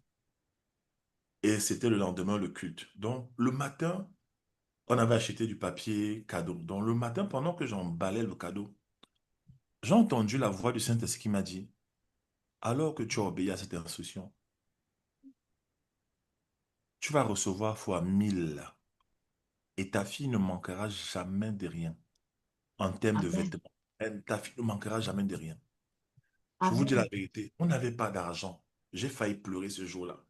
J'ai dit, Seigneur, merci. J'étais dans un studio, je n'avais pas d'argent. Dieu m'a permis d'aller semer dans le bébé d'un grand serviteur de Dieu. Et il a béni ma fille. Il m'a béni. Est-ce que vous savez que jusqu'aujourd'hui, ma fille ne manque pas de vêtements. En fait, ma fille ne manque de rien dans sa vie. Ma fille ne manque de rien. Si elle veut le iPhone 16, elle écrit seulement, ça va venir. Si elle veut tout ce qu'elle demande à Dieu, même Dieu donne. Pourquoi? J'ai une alliance avec Dieu par rapport à mon enfant. Parce que quand je me suis marié, je n'avais pas de boulot.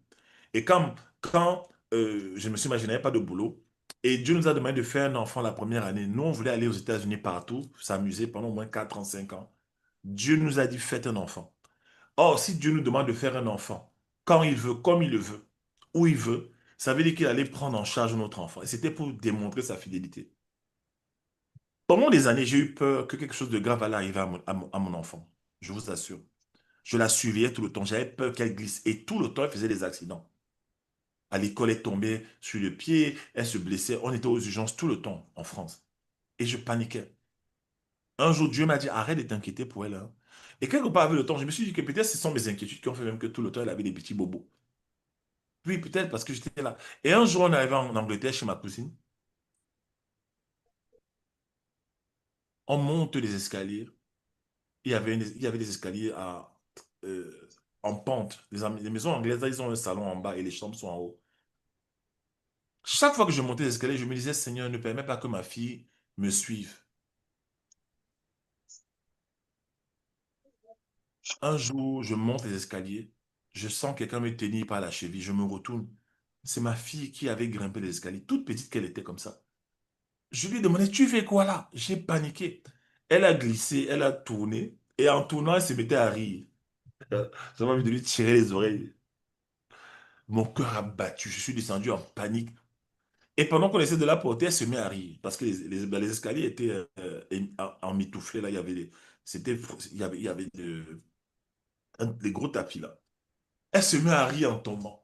Et le Seigneur me dit dans ma tête, j'étais à dire, ne t'inquiète plus. On va à Birmingham, on est à la gare de Coventry. Je vois des gens qui partent et qui montent. J'imagine ma fille courir, aller vers les rails. Je dis, mais pourquoi je l'ai pensé comme ça?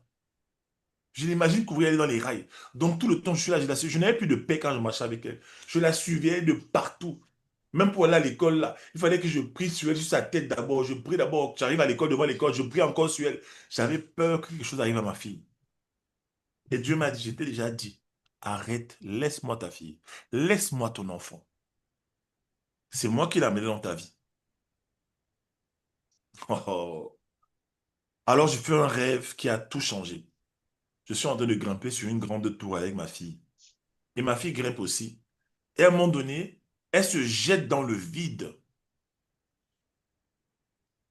Et je panique, je dis, la fille, s'il peut me tuer, elle va encore me tuer. Oh, elle va me tuer un jour, Seigneur. Oh. Et je saute dans le vide pour la rattraper. Madame, elle a atterri, ou c'est un ange qui la porte, elle a atterri tranquille au sol. Et je voulais la gronder. Et je vois que rien ne lui est arrivé. J'ai entendu une voix qui m'a dit, j'ai laissé l'enfant, c'est tranquille. Laisse-la tranquille. Tu t'inquiètes trop. Je me suis sorti, je me suis réveillé du rêve, j'ai dit, Seigneur, je te demande pardon. Je ne m'inquiète plus pour mon enfant. Je ne m'inquiète plus pour mon enfant, Seigneur, je laisse, je m'inquiète plus, je laisse, je laisse, je laisse. Pourquoi? Dieu avait une alliance avec moi. Il m'a donné une parole, j'ai obéi. Il m'a demandé de me marier quand je n'avais pas l'argent, j'ai obéi. C'est pour ça que Dieu a pris soin de moi très tôt. Il m'a dit, fais seulement ce que je te demande, accomplis ma destinée, marche dans la destinée que j'ai pour toi, marche, obéis, je vais prendre soin de toi. Aujourd'hui, ma fille est dans une grande école internationale, ma fille, voilà, elle réussit dans, elle fait beaucoup. Dieu l'a bénie. Elle est jeune, elle connaît ses talents.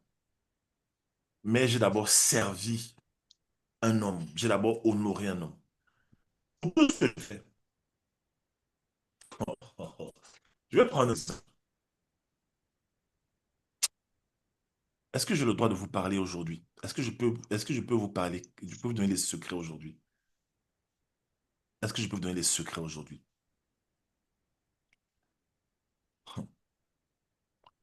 Tu veux bâtir une entreprise. Tu as la compétence. OK, ce qui est important. Tu veux prospérer.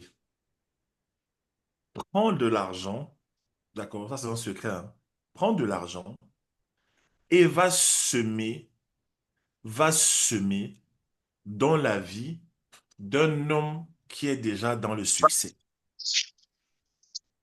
Prends une semence, va semer dans la vie d'un homme qui a déjà une organisation, une grande église, une grande entreprise. Un homme qui réussit déjà, va semer dans sa vie. Ce que je dis là, c'est ce que je fais. Les gens me demandent, oui, mais comment tu as fait? Comment tu as fait? Non, moi je fais ça. Est-ce que vous comprenez ce que je vous dis? C'est pas, ce n'est pas le talent seulement qui fait réussir.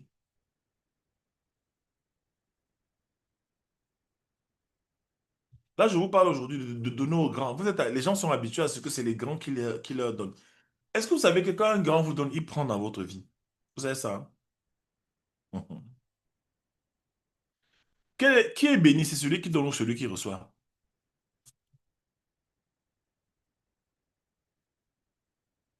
Voilà Céline qui dit, j'ai reçu ça récemment, de semer dans la vie de mon patron. Ça paraît bizarre, mais je viens de recevoir la confiance. Mais c'est oui. Dis-moi, entre celui qui, en fait, celui qui donne, entre celui qui donne et celui qui reçoit, qui est béni? Regardez, regardez bien les positions des mains. Voici celui qui demande. Regardez. Voilà celui qui donne. Qui est la main qui est en haut? La main qui est en haut est où? La main qui est en haut est où? Elle est en bas ou bien elle est en haut? La main qui donne est où? La main qui donne est en bas ou bien en haut? Regardez, quelle est la main qui est en bas? Quelle est la main qui est en bas? c'est la main qui donne, qui est en haut, qui domine. Alors, lorsque ton business ne marche pas comme tu veux, va donner l'argent à quelqu'un, va faire une offrande à une personne dont le business marche déjà. Je vous enseigne des principes. C'est ce qu'on appelle la loi du rachat pour racheter ta propre vie, tes propres business.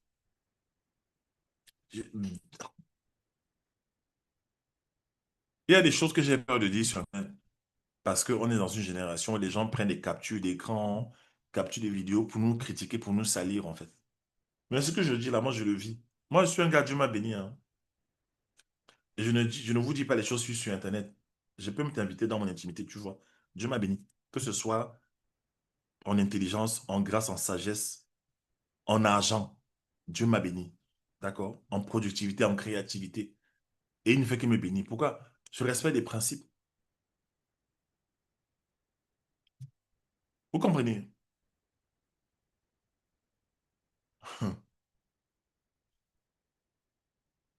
Et les secrets.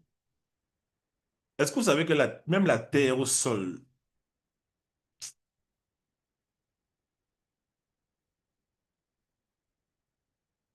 même la terre dans le jardin d'un homme riche est bénie. Même la terre là, la terre. Je ne parlerai pas de ça ici. Je ne parlerai pas de ça ici.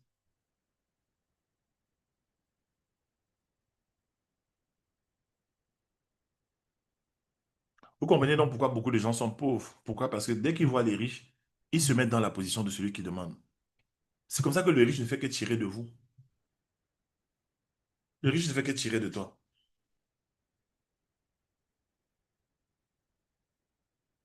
Vous comprenez? Je vais vous donner un autre exemple. Un jour, j'avais rendez-vous à Yaoundé. Je passais au Cameroun en vacances. J'avais rendez-vous à Yaoundé avec un jeune au restaurant Chop et Yamou. Je ne fais pas la pub, hein, à Chinga. Alors, on a commandé les beignets, du haricot, la bouillie, du poulet, tout ça, avec de la salade. Pendant qu'on mangeait, c'est ça, c'est il faut donner à ton patron.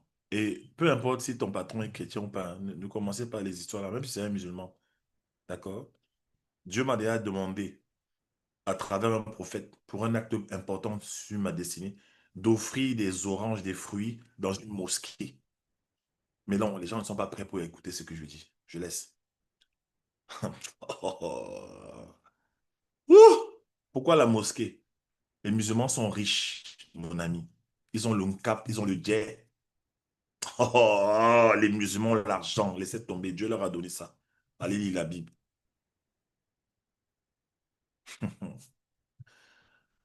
Une personne même qui ne prie pas, qui fait du business, qui réussit dans la vie, il a ça, il a la richesse en lui. Va déposer quelque chose dans sa vie. Donc, je suis assis avec des jeunes. Et pendant que je cause avec lui, Dieu lui dit, ne laisse pas William payer la note.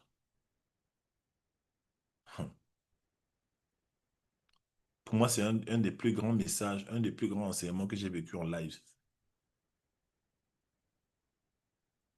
Ne laisse pas William payer cette note. Le gars, je le vois, il se débat. Je ne comprenais pas pourquoi. Pendant que je lui parle, je le vois, il est mal à l'aise.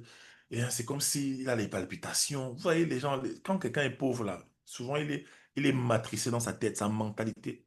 Et souvent, quand Dieu veut te sortir de la pauvreté, de la galère, non, il va te demander de faire un acte prophétique. Parce qu'il faut quelque chose qui quitte ta vie, en fait.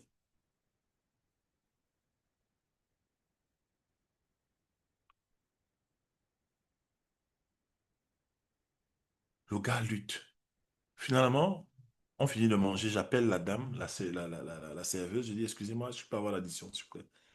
Elle vient. Je sors l'argent, je paye. Et on continue à causer tranquille. Après, il me dit vraiment, je me sens pas bien. Je dis, mais qu'est-ce qui ne va pas? Il me dit, j'ai désobéi à Dieu. Je dis, mais comment ça? Il me dit, non, tout à l'heure, Dieu m'a dit de ne pas te laisser payer la note. Et j'ai pas obéi. Je me sens mal. Il me dit, Dieu m'a dit de te payer à manger. Et je dis, pourquoi tu n'as pas payé à manger? Il me dit, non, j'ai une mentalité là, je lutte encore avec ça, je ne sais pas, parce que bon, j'avais mon petit argent, machin, truc. Et vous savez quoi? Vous voulez que je vous dise encore, ce qui était encore plus grave, c'est que ce jour-là, c'était le jour de son anniversaire. Oh mon Dieu,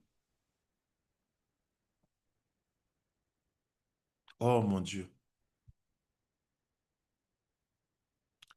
Le jour de ton anniversaire, tu rencontres un prophète. Dieu te dit de lui donner à manger, de lui payer à manger. Tu refuses. Et je me suis senti triste. Pourquoi? Parce que euh, même si je le bénissais maintenant, je crois que je l'ai béni, mais ça n'est pas sorti comme ça devait sortir. Ce n'est pas sorti avec le champ électromagnétique. Parce que s'il payait ma consommation, j'allais dire, mais en fait, toi, tu es différent. Reçois! Toi, tu es différent. Reçois! À l'instant, j'allais parler sur sa vie.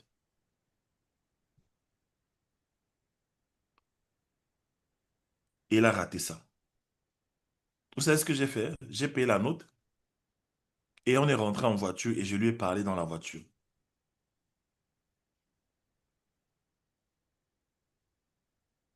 Regardez, la veuve de Sarepta, n'est-ce pas? On envoie le prophète pour manger ce qui lui restait de peu. Mais parfois, c'est en donnant à un grand. Oh là là. C'est pour ça que les pauvres souvent, les pauvres, c'est pour ça que les pauvres sont toujours pauvres souvent.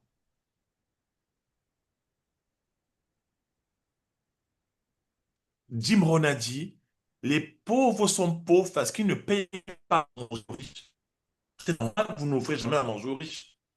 Quand tu rencontres un riche dans un restaurant, tu viens à gratter. Au lieu aller à la caisse et dire, excusez-moi, vous voyez ce monsieur-là? Il est en train de manger, s'il vous plaît. Je voudrais, ça note sa facture, ça peut faire combien à peu près? Ok, il a déjà consommé environ pour 50 000. Pardon, voici 30 000. Je offre son repas. Oh, les secrets, parce que les gens sont prêts, mon Dieu. Les secrets, les secrets, les secrets. Oh, mon Dieu.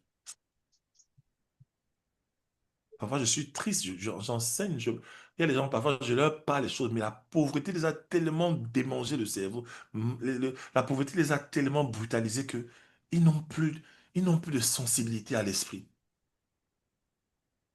Oh, mon Dieu, mon Dieu. Deuxième secret que je vous donne. C'est écrit dans Matthieu 10, 41. C'est écrit. Celui qui reçoit un prophète en sa qualité de prophète recevra la récompense du prophète. Et celui qui reçoit un juste en sa qualité de juste recevra la récompense de juste.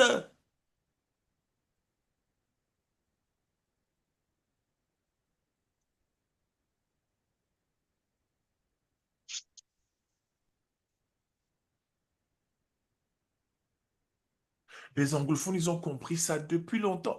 Mais les francophones ils luttent avec. C'est pour ça qu'ils sont pauvres. Vous luttez, vous luttez. Vous pensez que la richesse réussie dans la vie, c'est parce qu'on est trop talentueux. Vous parlez de quoi? Il n'y a pas de gens talentueux autour de vous tous les jours. Pourquoi ils sont dans la pauvreté? Le pauvre, il résiste. Il résiste.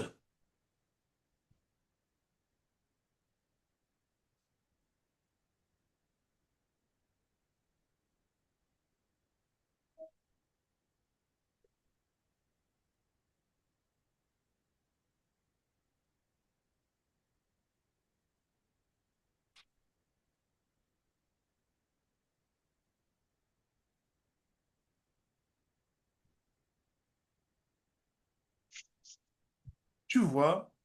Voilà, merci. Voilà. Je vais vous donner une révélation. Pourquoi est-ce que Dieu vous montre souvent l'avenir des gens? Les gens ne comprennent pas du tout. Vous pensez qu'elle réussit, c'est parce que vous êtes trop talentueux. Qui vous a dit ça? Le talent, c'est oui. Le talent, c'est une clé. Si tu es habile dans ce que tu fais, tu vas réussir. Mais il y a une autre dimension là. Est-ce que vous savez qu'il y a les richesses que vous ne travaillez même pas? Vous savez ça? Hein?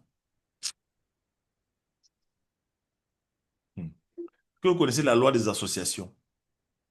Vous savez pourquoi c'est important de marcher avec les riches? Vous savez ça? Vous savez que c'est important de marcher avec les riches? Non. On est d'accord?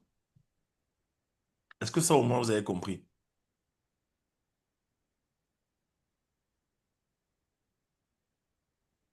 Vous savez que c'est important de marcher avec les riches? Non. Je vais vous expliquer pourquoi. Pourquoi est-ce que souvent Dieu te montre ton ami qui sera riche dans 20 ans? Pourquoi est-ce que souvent Dieu va te montrer même ton conjoint qui sera riche mais dans 15 ans? Pourquoi Dieu va te montrer un ami à toi qui sera riche un jour? Ça veut dire quoi? C'est Dieu qui te montre pour que tu te positionnes. Les gens c'est-à-dire, oh mon Dieu. Dieu te montre l'avenir d'une personne pour que tu ne fasses pas l'erreur de mépriser la personne. Pour que tu te positionnes. Pourquoi? Parce que dans la vie, on invite et on gagne au palais. Ce qui est fidèle à la vie nous doit les champs. Tu as une copine là, tu as une camarade là. Dieu te montre que dans 10 ans, elle sera à la tête d'un empire. Mais toi là, comme tu la vois galer, tu la méprises. Tu as raté ta bénédiction. Dieu était en train de te dire que bon, positionne-toi déjà dans sa position-toi déjà dans sa vie, hein. Positionne-toi déjà. Va lui faire des offrandes, va lui faire du bien. Commence à l'aider. Moi, je suis très fort dans ça, hein. Je suis très fort dans ça. Je suis très fort dans ça. Quand Dieu me montre, moi, je tisse des alliances. Je tisse des alliances. Quand Dieu me montre, déjà, même si Dieu ne me montre pas, j'honore tout le monde. Mais quand Dieu me montre qui tu seras, je vais te servir, mon frère. Te faire les cadeaux, je t'achète des chaussures. Tu veux quoi? Tu veux manger quoi? Je passe chez toi, je dépose une boîte de macarons. J'envoie quelque chose. Je vais à des conférences là. Je donne les offrandes. J'ai rencontré un homme un jour. J'ai rencontré un homme un jour. On l'appelle le docteur François Tidier, un leader exceptionnel. Je le suivais beaucoup sur Internet. C'est un homme que j'apprécie beaucoup. Il a mon style d'enseignement. Il est apôtre comme moi. C'est grâce un peu à son style d'enseignement que j'ai commencé à comprendre ce que Dieu m'appelait à faire. En fait, il est le genre de personne qui va dans la société, il va toucher les hommes politiciens, les footballeurs, tout ça. Il va impacter. Un jour, je m'en vais manger dans un restaurant, un brunch, quelque chose comme ça. Et devinez qui je vois au fond du restaurant. Non, c'est pas être calculateur comment? Je suis pas calculateur, c'est les lois c'est l'association. Si c'est Dieu qui te montre, c'est pas le calcul, c'est Dieu qui te dit positionne-toi. Je vois le docteur au fond du restaurant.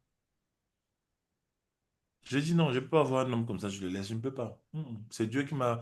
J'ai dit, je comprends pourquoi Dieu m'a demandé de venir manger dans ce restaurant ce dimanche-là, après le culte. Waouh! Souvent, Dieu vous fait ça. Souvent, Dieu te dit, va t'asseoir dans un restaurant parce que tu vas rencontrer quelqu'un. Dieu te dit, va t'asseoir là-bas. Va t'asseoir là. Toi, tu es là, tu du ici. Dieu te dit, lève-toi. Oui, tu as cuisiné à la maison, mais va t'asseoir là-bas. Va boire un pot là-bas. Tu es ici. Oh Seigneur, je suis fatigué. Je suis pas. Non, va. Tu sens dans ton cœur, poussé par l'esprit, poussé par l'esprit. C'est pour ça que vous devez apprendre à comprendre la voix de Dieu qui est l'intuition, l'intuition. Je suis parti au fond du restaurant. Mais avant de partir, je suis allé dans mon sac, j'avais un livre sur les talents des enfants. Je me suis dit, certainement, cet homme a des enfants. Alors, je vais semer dans la vie des enfants. Mais avant de partir, je me suis dit, non, c'est un grand. Je ne peux pas le rencontrer sans lui donner une bonne offrande. Alors, j'ai fouillé mon sac et j'ai mis de l'argent dans le livre. Je le dis ça ici, là, c'est pas pour faire la pub, hein, pardon. Mais il fallait que je témoigne. Je suis parti lui donner. Il était tellement surpris, tellement content parce qu'il me suivait sur Internet. Je vous dis aujourd'hui, Dieu m'a fait la grâce d'enseigner à ses côtés, en une conférence. Il y avait deux orateurs, j'étais de lui pendant 2 jours. Vous voyez l'honneur? Un grand. Dieu m'a permis d'être à côté d'un grand pour enseigner. Est-ce que je pouvais rêver de ça? Et depuis que j'ai fait ce geste, je ne vous dis pas le nombre de gens qui m'ont envoyé, le nombre de clients, combien j'ai gagné. Est-ce que vous comprenez même ce que je dis?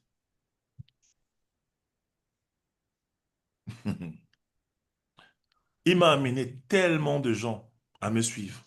J'étais à une conférence à Yaoundé encore, il y avait un leader d'Europe qui est de ses fils qui est venu me saluer, qui a acheté, je crois, non, j'ai même offert un livre. Mais je crois qu'il a acheté, il a payé quelque chose ce jour-là. Vous comprenez?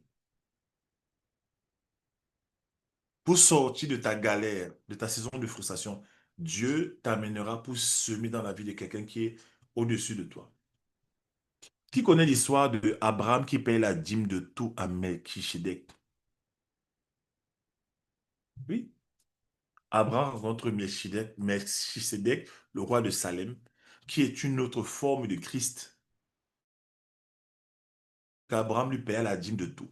Pourquoi? Parce qu'il était de lignée royale et Dieu voulait faire entrer Abraham dans une lignée royale. Oh mon Dieu. Oh mon Dieu. Oh mon Dieu. Oh mon Dieu. Ouh! Quand Dieu veut changer ta saison, il va te faire faire ce qu'on appelle une alliance. Et c'est ça le but de la fin de mon message aujourd'hui. Les alliances. Quand Dieu a voulu changer ma vie, il m'a amené au Mozambique. Arrivé au Mozambique, il m'a connecté à un homme d'affaires américain. Il a créé avec moi et avec cet homme une alliance qui est mon père aujourd'hui. D'accord? Et qui a payé toutes mes études jusqu'au master en France. Quand Dieu veut changer ta vie, il t'amène à te connecter à quelqu'un. Ce n'est pas par ta force. Parce que si ce n'est pas ton travail que tu vas réussir, tu vas beaucoup travailler, tu vas sacler, tu vas percer les murs, nothing gonna happen. Même David, c'est pour ça que je vous dis aussi, développer vos talents. Parce que souvent chez le roi, vous devez offrir aussi quelque chose en retour. Même David, le roi David, David, on dit quoi? Il était un bon musicien, il jouait bien des instruments, il était un bon guerrier. On dit quoi? Il était beau et la Bible dit qu'il parlait bien. Voilà les caractéristiques, je vous donne aussi un secret, les caractéristiques des gens qui vivent dans les palais, qu'on ressent dans les palais, les gens qui parlent bien, qui savent parler. Apprenez à parler au pardon, ne dis pas que, ce n'est pas que je l'ai dit que, parlez bien. C'est le langage là, dans les palais.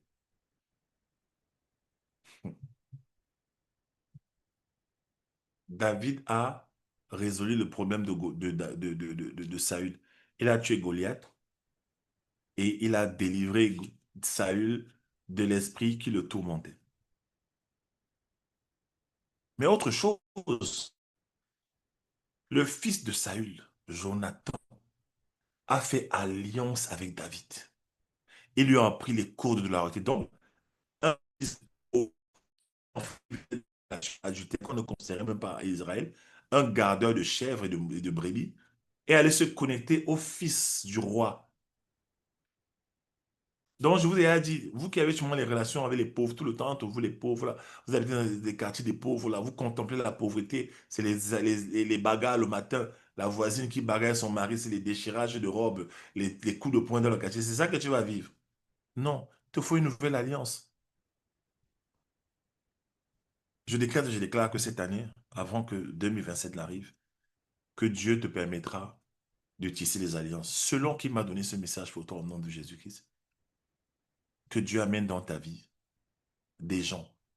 Je parle de ce message avec ce que j'ai vécu, ce que j'ai expérimenté. Une saison de ma vie, avec ma femme, notre ministère était bloqué. C'était bloqué. On est tombé sous quelqu'un qui a voulu nous détruire sur le plan du ministère. Donc, on était vraiment détruits. Qu'est-ce que Dieu a fait?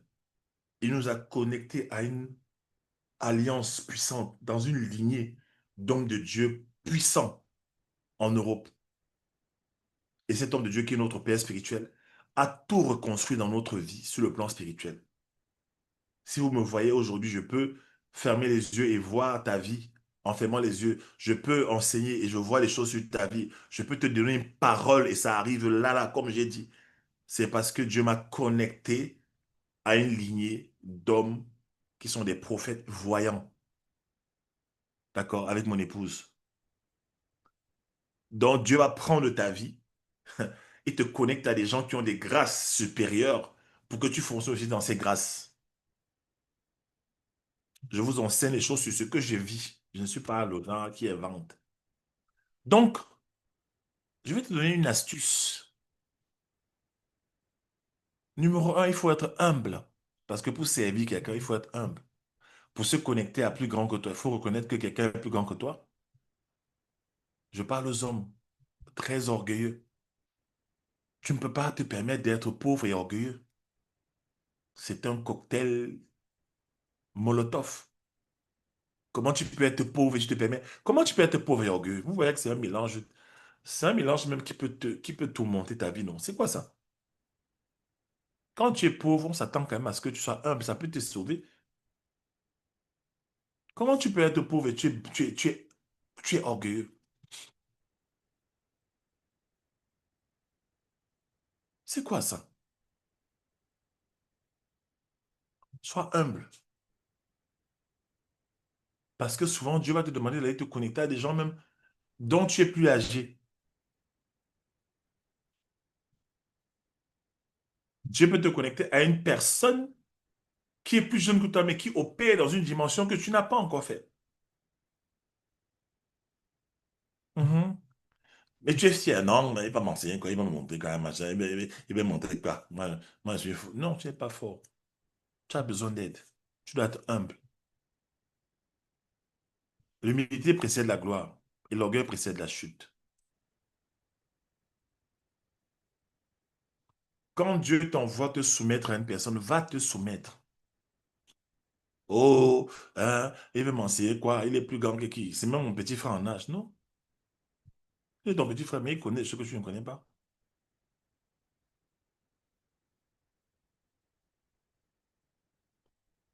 Chez nous, les Bamileke, on dit allez, allez, allez, bibom, allez, nanana, nanana, oui.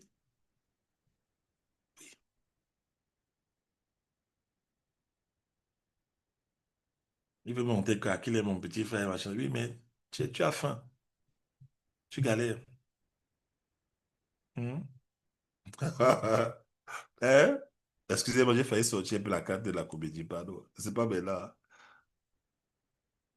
J'aime les messages comme ça parce que il me dit, pas ça, ce que j'aimerais vous dire, Dieu me dit de vous dire ça.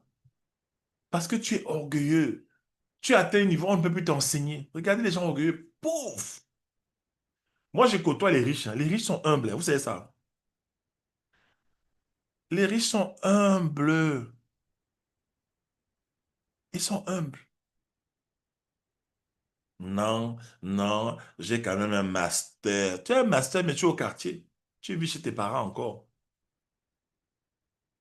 Moi, j'ai un master. Moi, j'ai un MBA. Mais tu galères, c'est quoi? Hmm? Oui. Oh, elle veut me montrer quoi? Elle veut me montrer quoi? Non.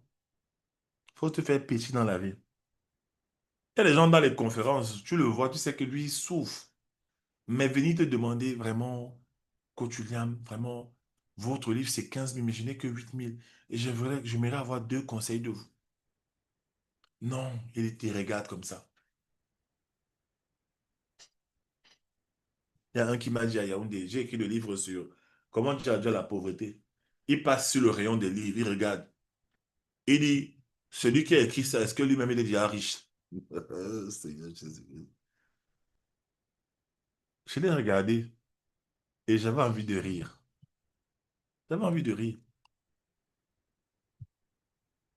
Et les gars, tu le regardes, tu le scannes d'abord physiquement. Comme tu sens qu'il est dans la lutte, mais il se permet d'être orgueilleux. Oh, Jésus-Christ. Les êtres humains.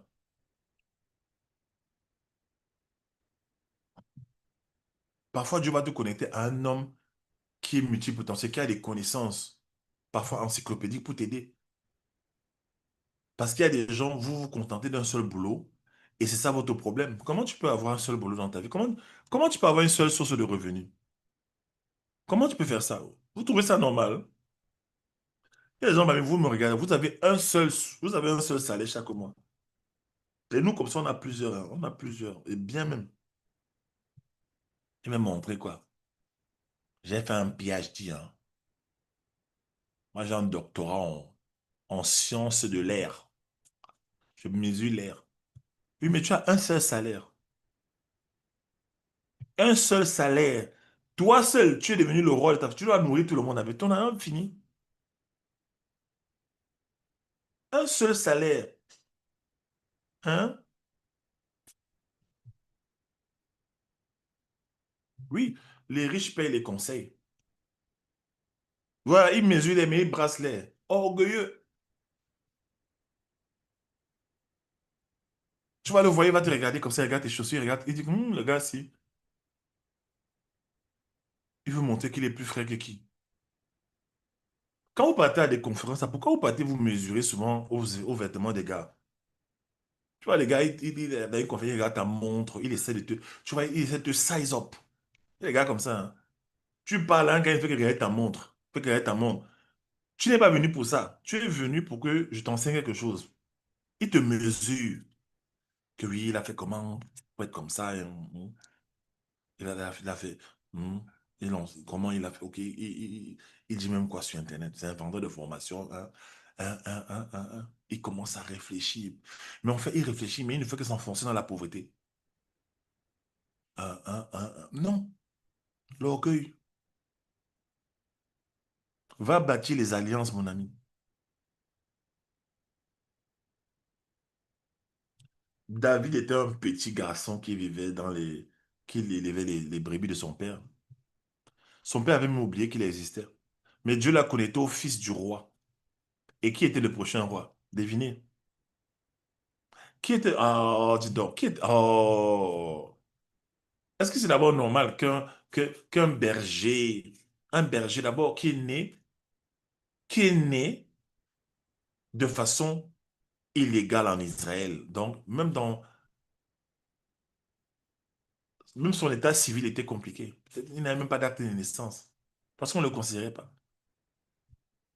Mais il devient roi. Comment tu expliques ça? Ça sort d'où? Dieu l'a connecté d'abord à la royauté. Dieu l'a connecté au fils du roi. Ils ont fait une alliance à Jonathan. C'est pour ça que l'alliance l'a fait que maintenant, quand Jonathan meurt avec son père Saül, plus tard, quand David est roi, il vient dans la maison de Saül et il demande, est-ce qu'il y a quelqu'un dans la maison de Saül à qui je ferais du bien? Alors il va retrouver l'enfant de Jonathan qui était tombé d'un cheval en fuyant. Il s'est cassé les pieds. Il va le prendre, il va le mettre à sa table. Il va lui dire que tu mangeras jusqu'à la fin de ta vie. Tu vas manger à ma table jusqu'à la fin de ta vie. Est-ce qu'il a travaillé? Oh, quand vous pensez que c'est tout le travail qui donne l'argent. On dit qu'il va manger à la table du roi. Donc, il va manger, il va vivre au palais, il va manger dans un palais. Est-ce qu'il a travaillé pour ça? Est-ce qu'il a travaillé pour ça, dit-on? Oh, parlons peu, parlons vrai. Vous voyez pas qu'il y a des enfants ici dehors, là, ils sont dans des Cata, des Range Rover, ils n'ont jamais travaillé. Mais comme le père a fait du bien aux gens, comme sa famille est une famille qui a fait du bien, qu'est-ce qui s'est passé? Il vit dans l'abondance. Est-ce que vous comprenez? Bonjour, bonjour Franck. Méphibosheth a vécu le restant de sa vie en mangeant à la table du roi. Donc, il était dans le palais. Est-ce qu'il a travaillé pour ça? C'est parce que Dieu a connecté son père.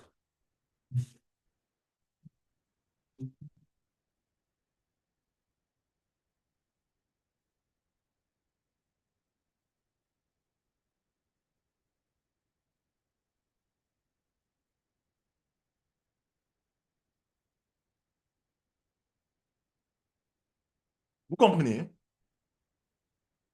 Oui, homme de Dieu. Bon, parfois, même quand vous êtes là actuellement, Dieu vous fait marcher avec certaines personnes, c'est en relation à vos enfants. C'est pourquoi faites du bien, ne vous lassez jamais de faire du bien. Mephibosheth n'a pas travaillé, mais il va manger à la table du roi le restant de sa vie. Il y a des enfants ici, à Yaoundé, à Douala, ils vivent dans l'abondance. Pourquoi? Parce que leur père a travaillé. Moi, aujourd'hui, là, je vous dis la vérité, je suis respecté aussi parce que je porte le nom de mon père, Monsieur N'Djamène. Mon père était un homme bon, qui a aidé beaucoup de gens. On dit que la réputation d'un homme est un parfum même, après même son départ. Mais le nom des méchants est jeté en pourriture. Les alliances. Quand Dieu te demande de te connecter à des gens, ne joue pas avec ça. Vous, les Franco, vous avez du mal avec ça. Les gens pensent que Dieu va leur donner un sac d'argent. Non, Dieu est un Dieu d'abord. Dieu agit de deux façons. Dieu donne les idées et il donne les connexions. Troisièmement, il donne la capacité de prospérer. Il donne la capacité, la force, aussi, il donne aussi la sagesse. D'accord? Mais généralement, Dieu va te connecter à des gens. Il va te dire, il m'avait dit, va à l'émission de Aïssa Momen. Oui, Aïssa Momen, non, en France. Elle a fait son émission, elle était la première à faire une vidéo, une émission en ligne, Web TV. Elle m'a invité, j'avais peur de partir. J'ai commencé à lutter et Dieu m'a dit, vas-y. Elle m'a reçu. Aujourd'hui, on a de très bonnes relations. Est-ce que vous savez que elle est dans le cinéma français maintenant? Elle est en train de tourner Banlieusard 3. Et vous savez quoi? J'ai son numéro de téléphone, on se parle en privé. Mhm. Oui, oui. Donc, Dieu m'a connecté à l'époque à une future star du cinéma français. Ah, les gens ne sont pas prêts, dis donc. Laissez-moi boire mon eau. Ils ne sont pas prêts. Mhm. Laissez-moi chanter, laissez-moi, na, na, na, na. Si vous ne voulez pas comprendre, laissez-moi danser, laissez-moi. Hein? Amène-moi au pays des merveilles. Hein? Oh. Parfois, le Seigneur te dit, tu vois ton cousin là, tu vois ta soeur là, donne-lui ça. Moi, j'ai ma cousine comme ça. On est allé au village à un enterrement. La nuit, le Seigneur lui parle. Elle vient, parce qu'on était dans une chambre d'hôtel, elle avait besoin de faire à repasser. Donc, elle vient cogner à ma porte. Et au lieu de m'appeler William, comme d'habitude, Willy, elle m'appelle apôtre. Bonjour apôtre. Je me dis, hein, pourquoi tu m'appelles apôtre? Elle me dit, non, je ne veux pas. Dieu m'a dit que je ne t'appelle plus William. Je t'appelle maintenant apôtre.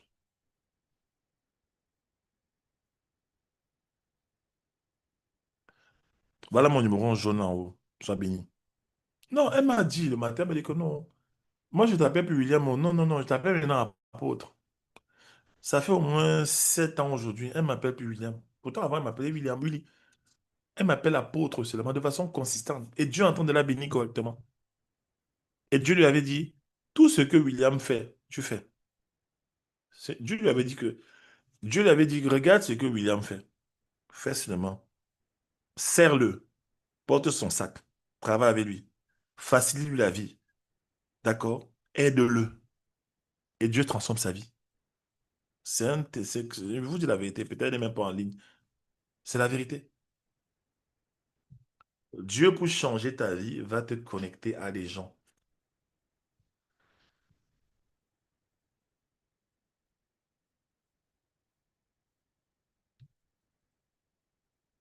Je pense que j'ai tout dit aujourd'hui, non? Qu'est-ce qu'il y a encore à ajouter?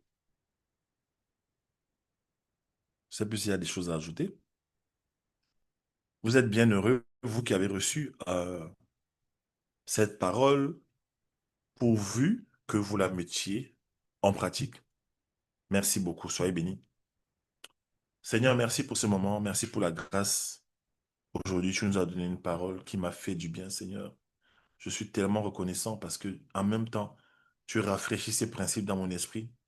afin que je ne rate pas mes saisons d'élévation. Tu as dit qu'il y a trois principes d'activation. Premier principe, la fidélité dans les choses, ce qui appartient à autrui. Tu nous mets toujours sous des gens que nous devons servir, Seigneur. Accorde-nous la grâce de rester dans cette dimension-là.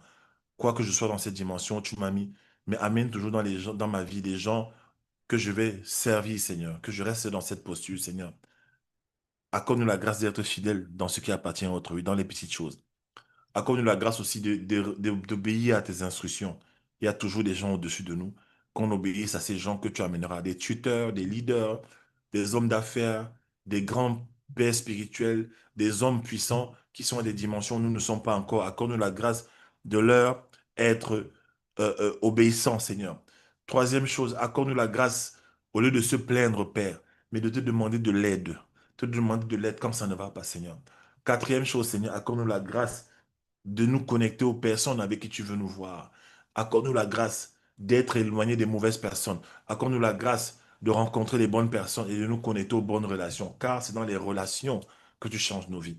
Père, tu as changé ma vie par cet homme d'affaires américain qui est mon père aujourd'hui. Tu as changé ma vie par mon père spirituel. Père, merci au nom de Jésus-Christ. Pendant que je prie, je vois quelqu'un, tu as une blessure. Je vois une blessure, c'est une double dimension. Il y a la dimension physique et la dimension de ton âme.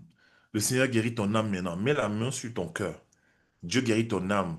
Je ne sais pas, tu sors d'une situation de divorce, tu sors d'une situation où ton âme a été détruite. Tu as peut-être raté tes fiançailles, on t'a rejeté. Je ne sais pas ce que tu vis, mais je vois ton cœur qui saigne et je vois quelqu'un qui est en train de fermer quelque chose avec du fil, comme un chirurgien qui est en train de coudre une blessure. Le Seigneur est en train de coudre ta blessure. Dieu guérit ta blessure. Dieu guérit ton âme actuellement au nom de Jésus-Christ. Dieu guérit ton âme. Dieu guérit ton âme. Dieu guérit ton âme. Dieu guérit ton âme. Dieu guérit ton âme. Je vois cela. Dieu guérit ton âme. Il guérit ton âme. Il guérit ton âme. Je déclare que tout ce qu'il y a dans ton corps comme maladie, ça sèche maintenant au nom de Jésus-Christ. Cancer, diabète, insuffisance rénale, typhoïde, je ne sais pas ce que tu as maintenant, mais il y a une notion de guérison maintenant. Dieu te rachète, il rachète ton corps qui était déjà en pleine décomposition peut-être, tes cellules qui étaient en train de, en pleine, tes cellules qui étaient en pleine dégénérescence. Dieu ravive tes cellules et les renouvelle au nom de Jésus-Christ. Du sommet de la tête à la plante des pieds, Dieu te guérit, Dieu te redonne une telle nouvelle santé, Dieu te redonne de l'énergie au nom de Jésus-Christ. Alors que je parle sur ta vie, ce que je dis là, ça marche dans ta vie. Dieu te guérit maintenant. Au nom de Jésus-Christ. Dieu te guérit maintenant. Du sommet de la tête à la plante des pieds. Il te guérit physiquement comme émotionnellement. Dieu te ramène aussi les années que les sauterelles ont dévorées. Peu importe les erreurs du passé, peu importe tes mauvais choix, tes mauvais jugements, tes mauvaises actions. Dieu restaure tout cela, selon ce qui est écrit dans Romains 8, verset 28, que Dieu, tout concourt au bien de ceux qui aiment Dieu et qui sont appelés selon son propre dessein. Alors, Seigneur, merci parce que tu restaures la destinée d'une personne. Merci, Seigneur. Ouf, j'entends les anges. Ouf. Je déclare que cette semaine qui commence, Dieu va te présenter devant, va te présenter à des gens. Il va te donner des alliances, des nouvelles alliances. Oh Père, merci Seigneur. Ouh là là là là là là là là. Pendant que je prie pour vous, je vois une corne d'huile. Une corne d'huile. Cette parole est ointe. Cette parole est ointe. Dieu t'amène dans une nouvelle dimension. Ah, Carabadosa. Dieu te permet de rencontrer de nouvelles personnes à qui tu vas te connecter. Des nouvelles alliances pour changer ta vie. Des nouveaux territoires, des nouvelles alliances au nom de Jésus-Christ. Merci Seigneur. Merci Seigneur. Merci Seigneur. Merci Seigneur. Au nom de Jésus-Christ. Amen. De gloire en gloire. Quelqu'un peut chanter ce chant, Céline? De gloire en gloire, tu m'emmènes. Avant de prendre les témoignages, je voudrais que Céline, tu chantes cette chanson, si tu connais. Dans les profondeurs de ta sainteté, tu m'emmènes, tu En gloire, m'emmènes. Da, da, da, de chante. gloire en gloire, tu m'emmènes.